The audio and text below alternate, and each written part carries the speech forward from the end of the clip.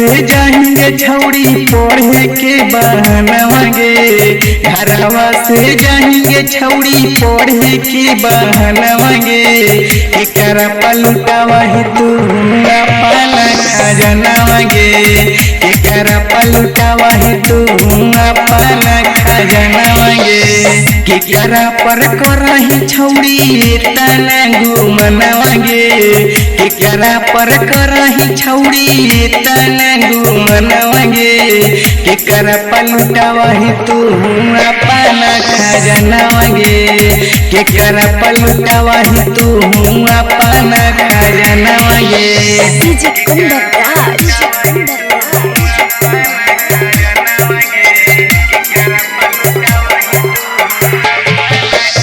बाप माई पूछा छौड़ी निकलौना बोलिया गे, कुछ ना बोला है छौड़ी टाकही बारेड़िया गे, बाप माई पूछा छौड़ी निकलौना बोलिया गे,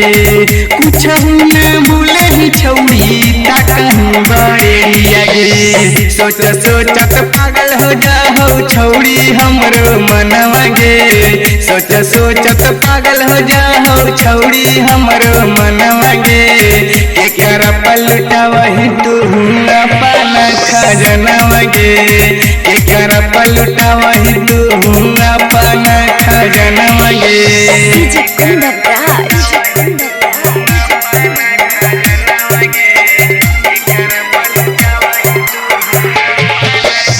मांग हवा छौड़ी करही बहाना गे, विक्रम के तोरा ऊपर हो ध्यानवा गे, मांग हवा छौड़ी करही बहाना गे, विक्रम के तोरा ऊपर हो ध्यानवा गे, किंगे आवारा के साथे जाही पढ़े रोज ट्यूशनवा गे, किंगे आवारा के साथे जाही पढ़े रोज ट्यूशनवा गे, केकरा पलटावा है तू अपना खजानवा गे, केकरा पलटावा है तू